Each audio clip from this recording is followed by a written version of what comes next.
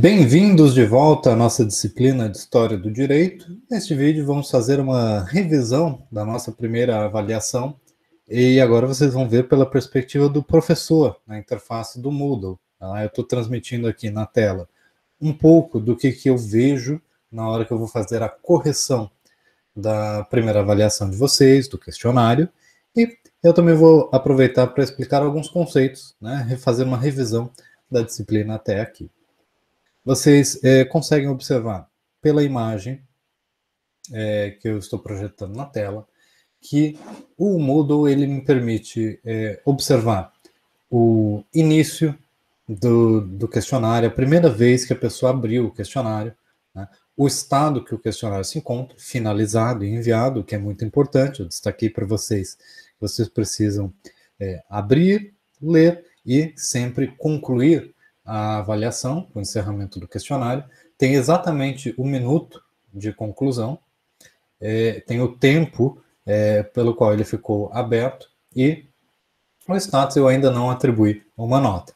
Cada questão tem o valor aqui do lado e eu posso posteriormente atribuir um valor a cada uma dessas questões. Tá? Vocês veem aqui, a primeira questão era sobre a introdução à nossa disciplina. Tá? O texto de Antônio Manuel Espanha, ele, no seu primeiro capítulo de um livro, do Manual de História do Direito, né, que ele intitula Cultura Jurídica Europeia, Síntese de um Milênio, ele traz esta distinção numa definição de uma história do direito legitimadora e uma história do direito crítica. Tá? Vamos ver aqui como que foi respondida esta questão. Na perspectiva de uma abordagem legitimadora da história do direito, a narrativa sobre os fatos do passado justifica os desdobramentos do presente. Tá? Essa é uma boa forma de iniciar a argumentação, iniciar o texto. Tá? Então, já numa perspectiva, existe tal abordagem. E aqui embaixo a gente já vê, ó, na abordagem crítica do direito, tá? Então essa é uma forma boa de organizar a resposta de vocês. Tá? Tal abordagem tem tais características. A segunda abordagem tem outras. Esta resposta, pelo que eu li anteriormente, está bem organizada, bem uma redação muito boa, transmite muito bem o conteúdo. Tá? Quem quiser pode pausar o vídeo e ler a resposta com mais atenção, tá? Eu só vou comentar os pontos principais. Essa resposta ela traz a ideia de que a abordagem legitimadora, e nesse sentido, eu acho que a resposta integrou bem o texto e as nossas aulas, a nossa disciplina, que a abordagem legitimadora na história do direito ela não é novidade. Tá? Até mesmo os próprios romanos tinham uma abordagem legitimadora da sua própria história. Tá? Então, esses são pontos que vão para além do texto original, né, foram discutidos na nossa aula. Tá? Então, a relação em como que a legitimação era usada em Roma, tá? Isso está presente aqui. Isso vai além da resposta, né? Você nem precisava tocar nesse ponto, mas isso complementa muito bem a resposta. Tá? A ideia de legitimação, ó, vejam aqui, tem como objetivo uniformizar decisões de acordo com as tradições do passado, tá? Esse é um ponto bastante relevante, tá? Conferindo a elas uma leitura adaptada aos princípios do presente. Tá? Então, o fato de que o passado ele precisa servir ao presente é muito relevante em uma abordagem legitimadora. Tá? O passado ele serve para alguma coisa, ele serve para nos explicar algo do presente. Tá? Isso é, sim, uma das principais características da abordagem legitimadora. Tá? Agora vejam como essa resposta define a abordagem crítica do direito, né? Como o oposto. Tá? Então, esse texto ele deixa bem clara a oposição entre as abordagens. Interpretar os fatos de acordo com o modo de vida das pessoas daquele tempo. Tá? Então, já parte da ideia de que um outro tempo, um outro sistema jurídico vai ser baseado em práticas diferentes. Né? É a emergência aqui do outro como objeto a ser conhecido, a ser estudado. Nós não estamos vendo no passado nós mesmos, as nossas próprias origens, ou o nosso próprio, a base do que nós temos hoje. Né?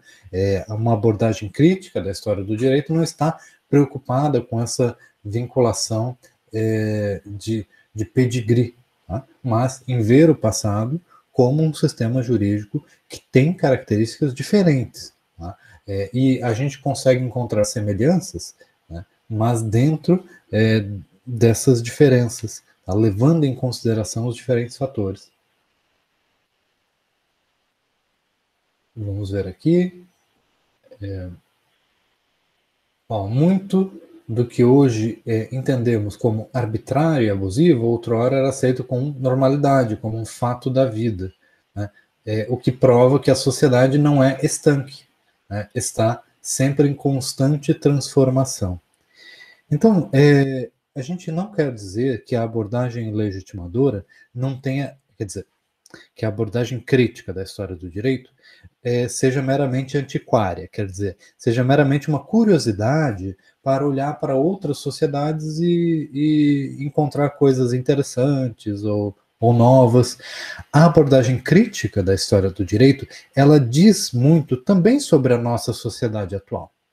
Porque se a gente realmente compreende que em outros tempos, em outros contextos, sistemas jurídicos muito estranhos, concepções de justiça que hoje nós temos uma grande aversão, se elas foram possíveis de ser estabelecidas dentro daquela sociedade, então é só conectar os pontos para a gente entender que a nossa sociedade atual, ela também pode ter diversos desses elementos muito estranhos, diversos conceitos, diversas concepções que podem e devem sim ser questionados, serem compreendidos criticamente. Então vocês vejam que existe uma redação bastante completa dessa resposta. Eu expliquei para vocês que não existe limite de palavras ou limite de páginas para a redação dessas respostas, deste questionário, e muitas vezes eu até chamo a atenção para que não haja exagero nas respostas, para que você muitas vezes tente responder de forma sintética, sem escrever demais, para não cair em contradições. Mas essa resposta ela está bem, bem completa, ela vai além do mínimo e sem cair nas contradições, tá? Ela vai realmente construindo em cima dos assuntos que foram abordados pela disciplina, tá? Então, sugiro que vocês pausem o vídeo e deem uma conferida. Espero também que a resolução permita isso, né? Mas eu não vou ler inteiramente as respostas para vocês. Tá? Outra coisa que eu queria mostrar para vocês é o fato de que o sistema ele registra o histórico. Tá? Então, o momento em que foi iniciado, o texto que a pessoa escreveu, tá? Isto fica salvo, isso significa dizer que a gente tem um registro de tempo, e mesmo se a pessoa não completar, não entregar ou algo assim, isto fica registrado na plataforma. Tá? Então não dá para também inventar, dizer que estava escrevendo, aí caiu tal coisa, não deu para entregar, isso tudo fica registrado ali. Também não sei se vocês sabiam que o que vocês colocam ali como rascunho fica registrado. Isso inclusive serve de aviso, porque muitas dessas plataformas online, mesmo aquilo que você rascunha, coloca numa caixa de texto, ali fica registrado e salvo. Então, sempre tenho isso em mente. Esta segunda questão, ela já traz uma das coisas que é bastante relevante, que é trazer um texto longo, tá? De uma outra bibliografia, não é exatamente isso que vocês estudaram, é partindo de algo a mais, para vocês correlacionarem aquilo que vocês já estudaram em sala e a partir dos textos do Espanha, e um texto diferente, um texto que já descreve a história de Roma, de maneira geral. E Ao destacar a história de Roma, ele está enfatizando o conflito entre patrícios e plebeus, entre as principais características da República Romana no momento da sua fundação. Então, aqui nós temos um exemplo de textos que nos ajudam a pisar um pouco para além dos limites da nossa aula. E além disso, nós temos um segundo texto, o primeiro de um historiador, o segundo de um autor, um jurista romano, escrevendo sobre a história do direito romano. Então é muito interessante que vocês podem observar que este jurista romano, ele descreve o período arcaico do direito romano, mas de uma maneira que hoje a gente pode dizer assim, de certa forma enviesada, tá? Dizendo que aquele sistema era tão rígido, tão duro, tão literal, que as pessoas não podiam nem fazer uma interpretação que tratasse uma videira como árvore ou coisas assim. Tá? Então, observem bem, releiam essa passagem, que ela é muito importante para essa definição de direito romano arcaico. Tá? E a pergunta, né, diferente dos textos colocados ali, a pergunta é bem simples, né? Quais são as características principais do direito romano arcaico? Vamos ver como é que foi a resposta. A época arcaica foi um período que se estendeu desde a fundação de Roma, né, até 130 a.C. Essa é bom começar com essa delimitação temporal. Tá? Então, a monarquia romana, ela está associada à fundação da cidade. Tá? Na sua origem mitológica, Rômulo funda a cidade de Roma, depois de matar Remo numa briga de irmãos. Tá? E a República Romana, ela é fundada no século V, VI, antes de Cristo, né, em 500 e pouco. Deixa eu até voltar aqui, porque esse texto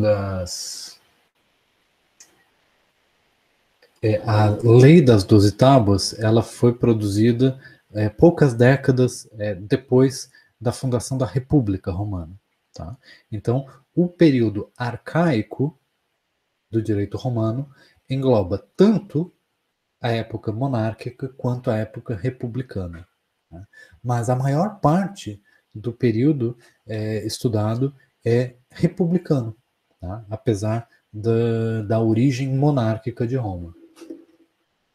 Só que Roma, claro, era uma república oligárquica. O que isso quer dizer? Que os grandes chefes das grandes famílias, das famílias mais poderosas, que dominavam a política romana, o sistema de governo. Tá?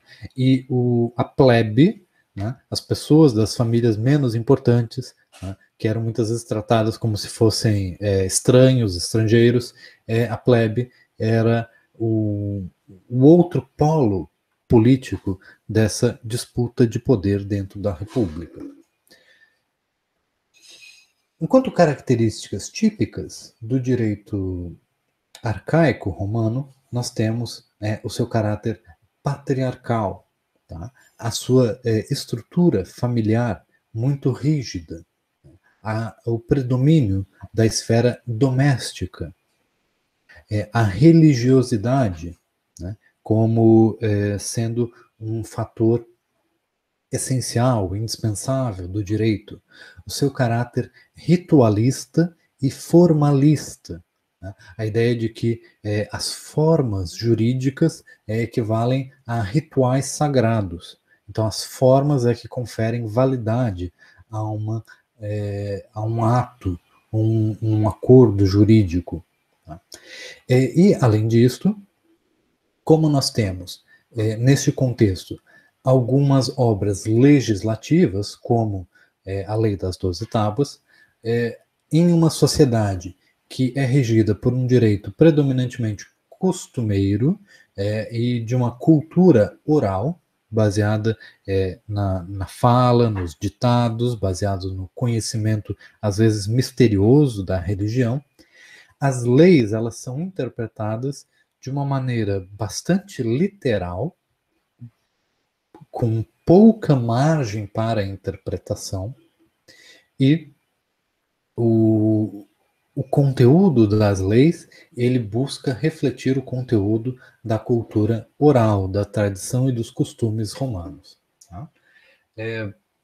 Essa resposta, ela traz bem essa definição do direito da era arcaica como costumeiro, oral, tá? Vinculado sim com a moral, tem o caráter oracular, quer dizer, a ideia do mistério, um conhecimento misterioso que se revela a partir do sujeito que é capaz de ler os oráculos, tá? Com forte influência dos presságios, tá? Uso de animais e fenômenos da natureza como fonte. Tá?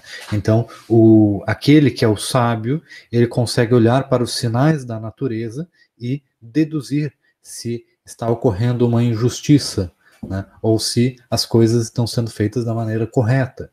Então, nesse período arcaico, era muito comum nos registros dos chamados anais da cidade de Roma, quer dizer, o calendário anotado com todos os eventos de ano a ano. Nos anais da República Romana, a gente vê a interpretação de eventos naturais, como epidemias. Né? A gente está vivendo uma pandemia hoje e a gente vê o quanto que as doenças podem influenciar o funcionamento de uma sociedade.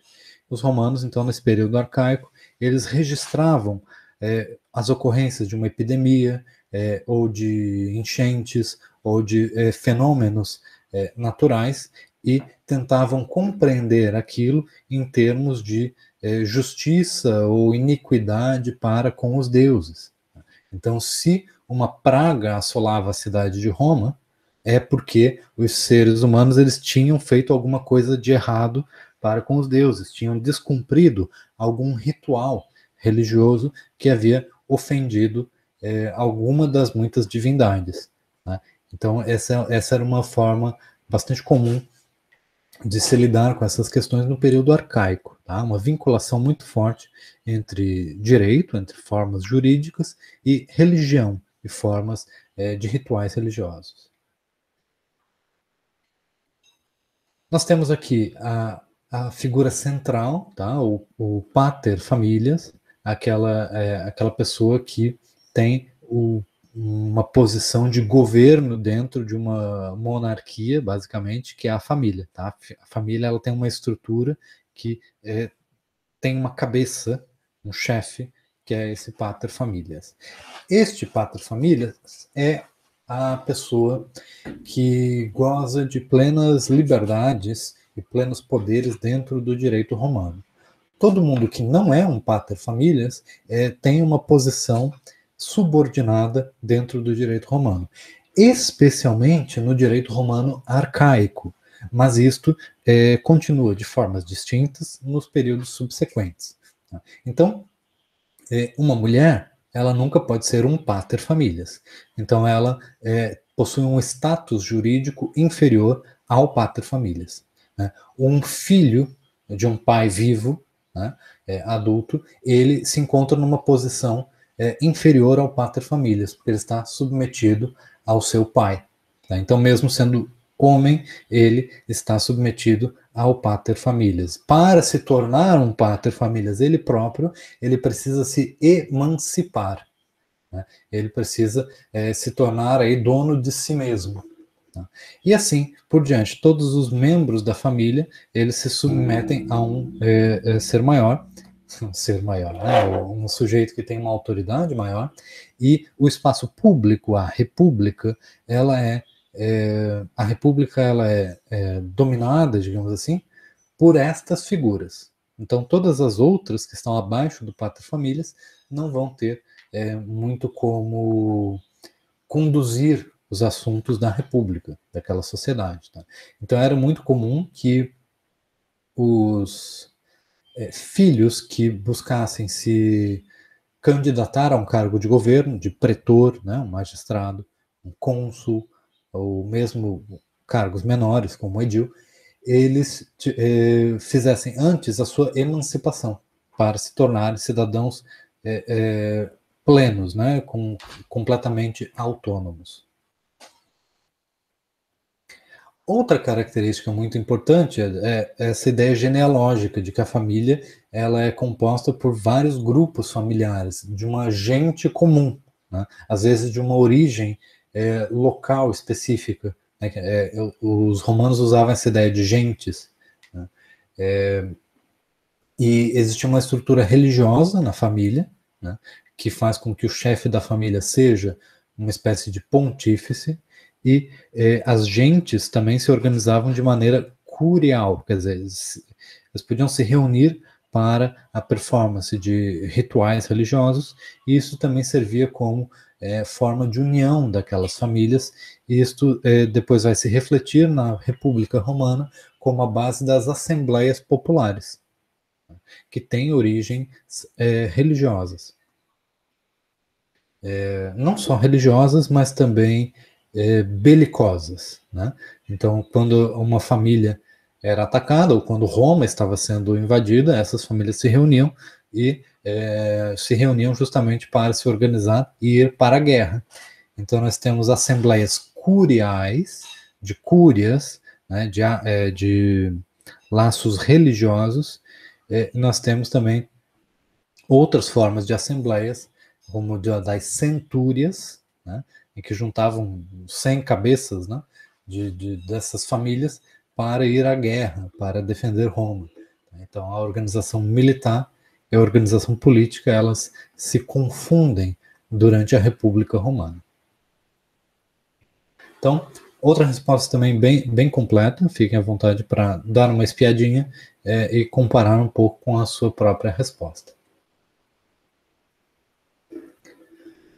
Passando para a próxima questão, vejam novamente que existe aqui o registro do histórico.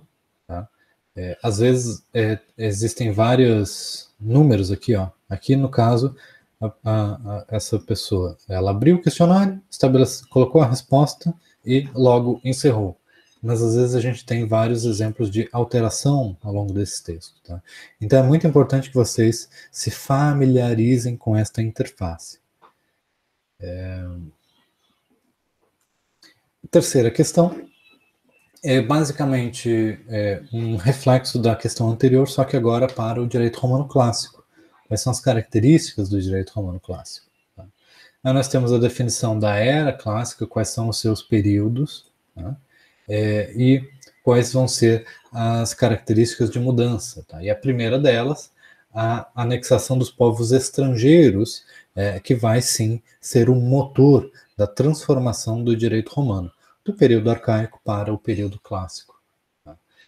Como estes estrangeiros, eles não tinham os mesmos direitos que os romanos, isso gerava uma tensão e um conflito dentro da sociedade romana. Tá? Assim como havia antes, no período arcaico, um conflito que, de certa forma, estabelecia uma oposição entre patrícios e plebeus, e a disputa entre patrícios e plebeus gerou uma inovação jurídica, que foi a lei das 12 tábuas e algumas leis construídas a partir das assembleias populares. No período clássico, a incorporação dos estrangeiros na sociedade romana é que gera essa transformação do direito. Né? Ou pelo menos é um dos fatores. Né? A gente também não pode dizer que tudo se resolve a partir de um só elemento. Tá? Mas didaticamente, esse é o ponto central. Para redimir os conflitos, agora eu leio aqui, para redimir os conflitos entre os diferentes povos, surge a figura dos jurisconsultos, ou jurisprudentes, aristocratas altamente intelectualizados, de grande prestígio social, que irão auxiliar os pretores na interpretação da norma jurídica. Tá? Então essa é uma forma adequada de descrever a situação. Tá? Um ponto a se enfatizar é que, originalmente, os pretores são os magistrados eleitos pelas assembleias para cuidar da paz social interna e a administração da justiça, quer dizer, resolução de conflitos. Tá? Os pretores eles têm que manter a paz dentro da cidade. E manter a paz dentro da cidade significa administrar a justiça, mas com uma dimensão pragmática aí, né?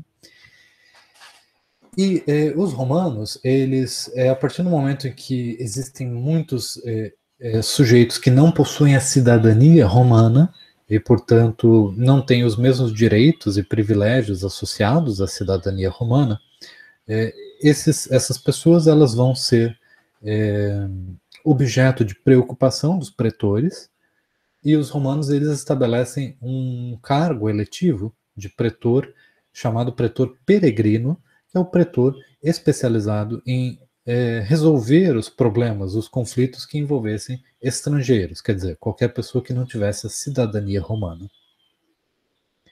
Esse pretor peregrino, portanto, ele iria resolver os problemas independentemente do que dizia tradicionalmente as leis de Roma, porque ele não estava vinculado às leis aplicadas aos cidadãos romanos, que na tradição até aquele momento eram vistas como tendo aplicação literal, rígida e formalista.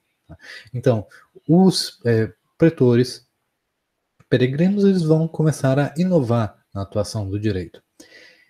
Muitos dos pretores, e vocês devem lembrar que geralmente os pretores, talvez isso não seja uma informação que vocês tinham anteriormente, os pretores eles exercem a sua magistratura, né, o seu cargo, por um período curto de tempo, né, geralmente apenas 1 ano.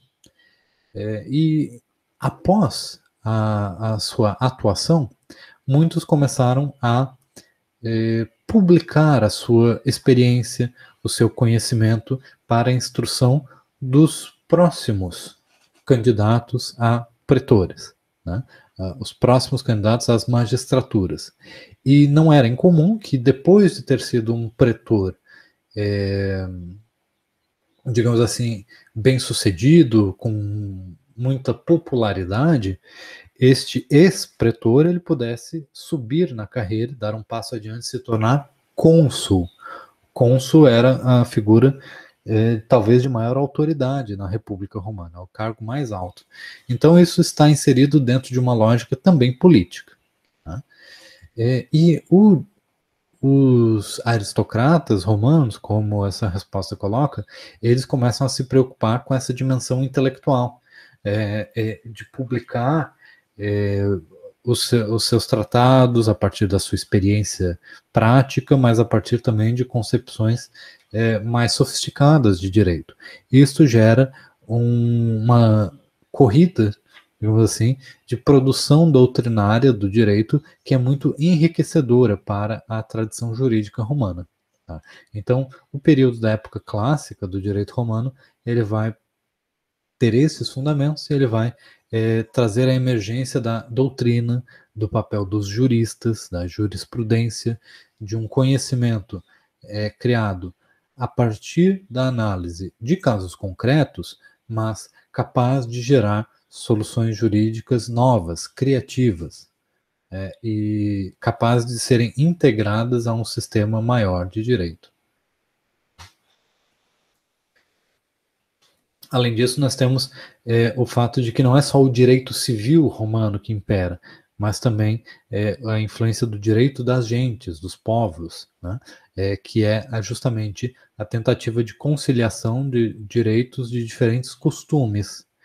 Então, apesar dos costumes nunca perderem importância no direito romano, eles não são mais a fonte exclusiva, né, do direito, a fonte predominante, porque no direito romano clássico, os juristas pensam que é possível integrar ou encontrar soluções jurídicas para pessoas de diferentes costumes e diferentes religiões.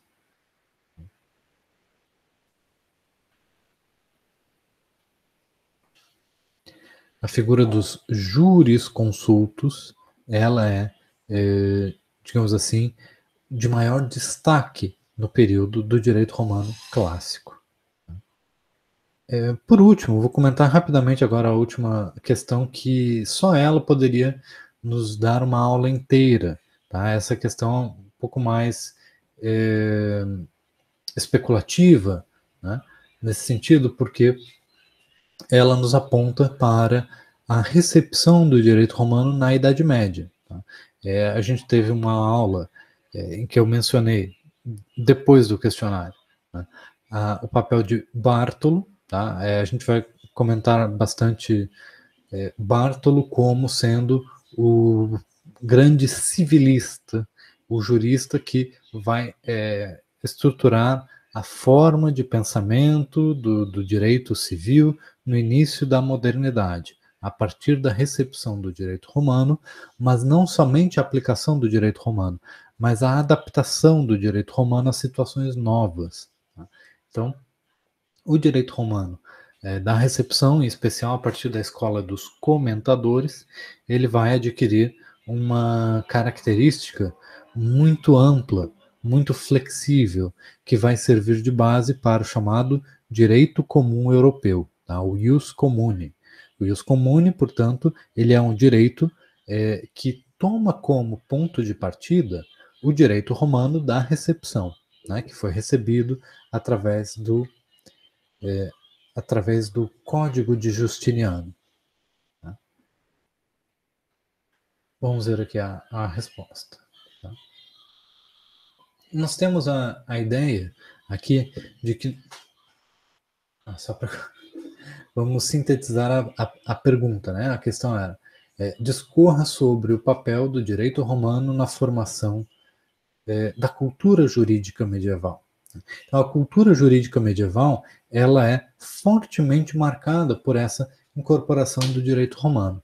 Só que o direito romano que vem dessa incorporação não é exatamente o direito romano clássico. Tá? Ele é um direito romano que passa por aquele processo de vulgarização, de helenização, tá? De vinculação às características do Império Romano tardio e que, de certa forma, se sintetizam no processo de codificação do direito romano. Tá? Então, o direito romano, que é recebido na Idade Média, é o direito romano codificado, já não é o direito romano clássico. E essas características fazem com que a cultura jurídica medieval seja uma cultura jurídica preocupada com a harmonização dos conceitos jurídicos. Né? Essa preocupação com a harmonização de conceitos jurídicos, ela é muito marcante no pensamento medieval, e isso vai influenciar fortemente o pensamento civilista. Tá? A ideia de que cabe ao jurista, ao jurisconsulto, integrar diferentes conceitos, integrar diferentes fontes jurídicas num mesmo sistema coerente, tá? Num mesmo discurso jurídico coerente.